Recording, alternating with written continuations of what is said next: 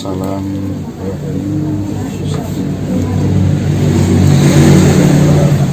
kita semuanya. Pada kesempatan kali ini kita akan mencoba mendengarkan wejangan-wejangan dari Mbah Gatot. Kita akan diajak untuk berselancar pada sebuah lautan pemahaman yang mendalam secara hakikat, secara langsung.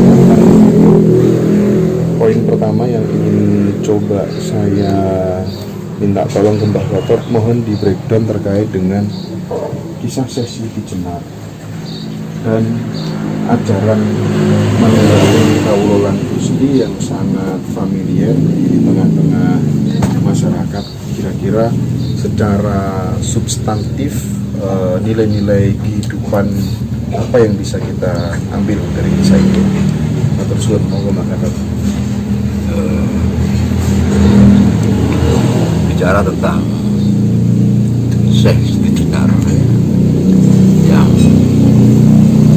ditengarai oleh para pengamat atau peneliti itu hidup pada abad ke-15 akhir atau 16 awal, pada saat peralihan antara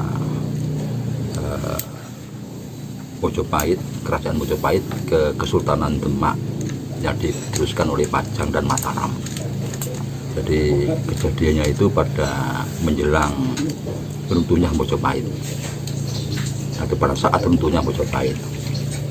Memang banyak ya versi tentang cerita tentang menyambut Syekh Siti Jenar itu yang disebutkan sebagai wali ke-10 dan kontroversi ya, jadi bukan wali itu songo, tapi juga banyak diterangkan bahwa ke-9 wali itu ada tahapan-tahapannya.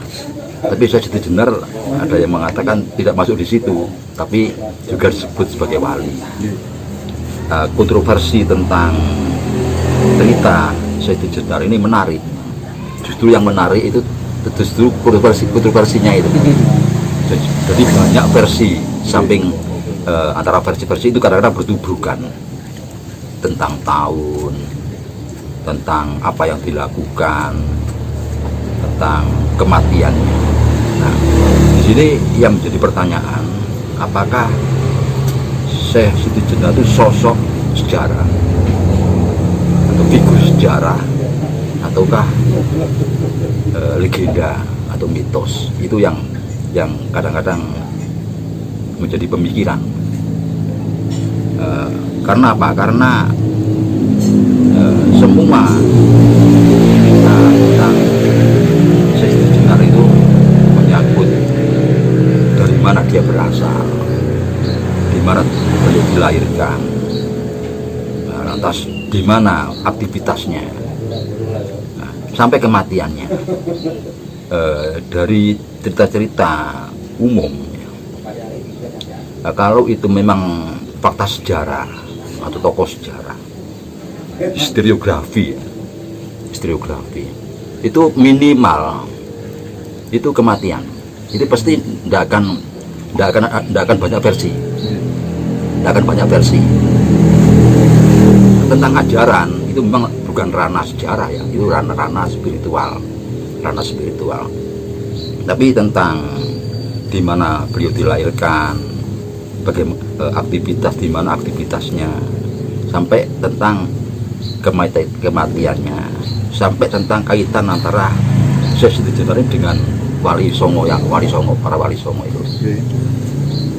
Ini bahkan kematiannya itu ada 7 versi kalau pernah saya baca di buku-buku. Semua yang mengungkap tentang cerita Syekh Siti Jenar itu didasarkan kepada babat ya, cerita babat Cirebon, babat Demak, serat Syekh Siti Jenar, serat Wali Songo, juga dikaitkan juga dengan kitab Negara Kertabumi.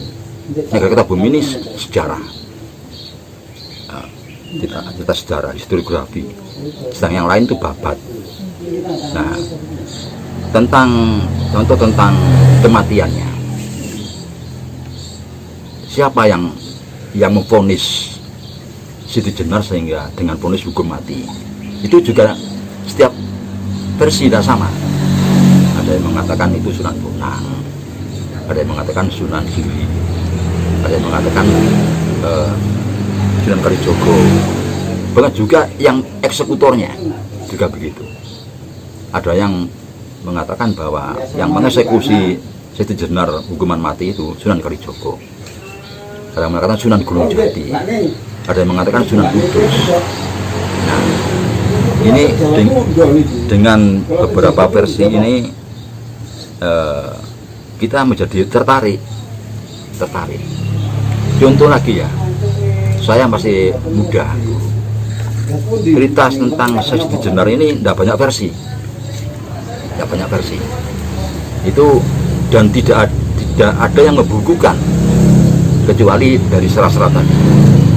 Itu yang saya ketahui pada saat masih muda, bahwa Siti Jenar itu tadi ceritanya begini. Saat saya masih muda itu, pada saat Sunan Bonang akan mejang Sunan Kalijogo,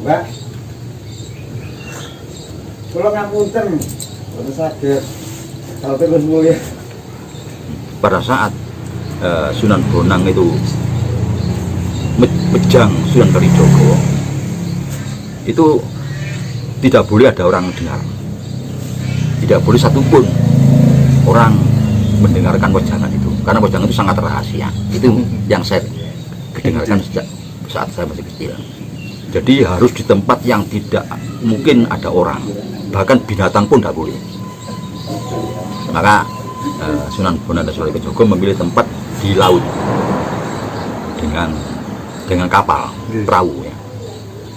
Nah, ketepatan pada waktu itu ada seorang yang ingin mendengarkan wejangan itu. Orang ini di samping cerdas juga sakti. Akhirnya orang itu mencoba untuk melakukan trik.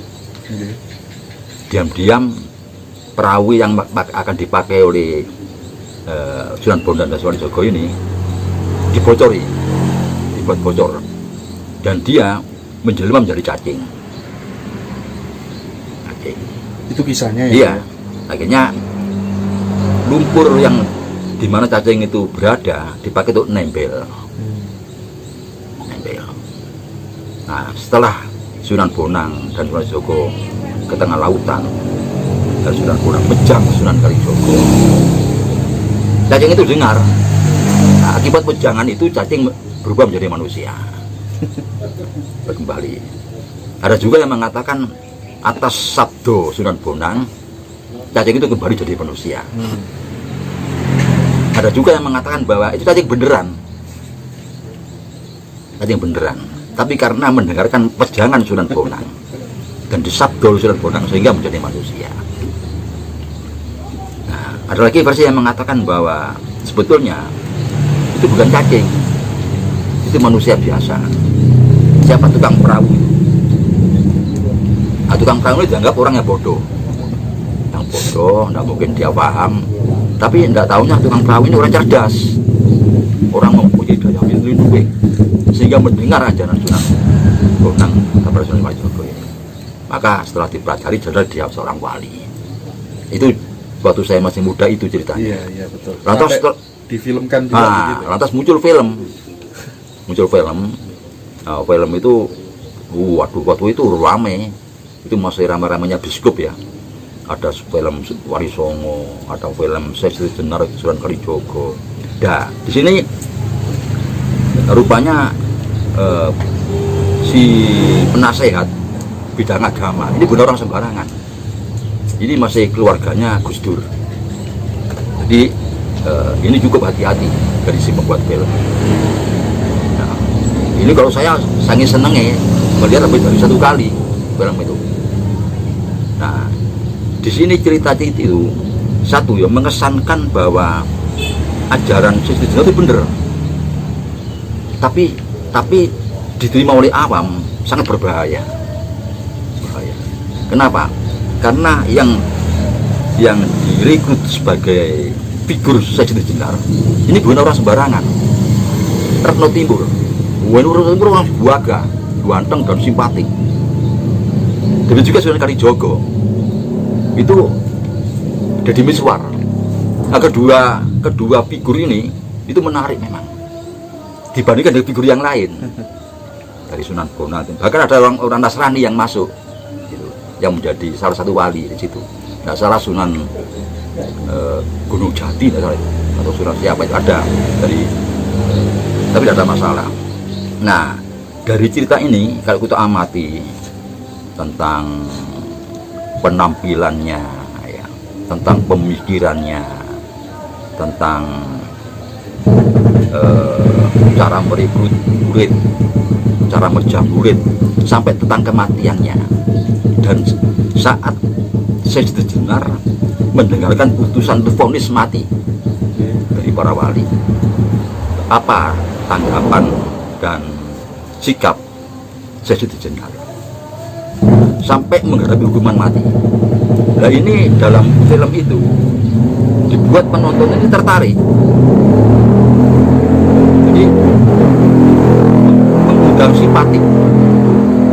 simpatik dari para penonton sikap Siti Jenar ini.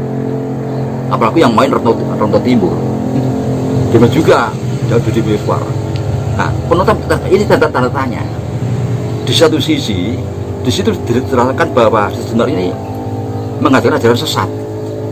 Di sisi yang lain ditampilkan secara menarik, mengundang simpatik daripada kepada figur-figur yang lain.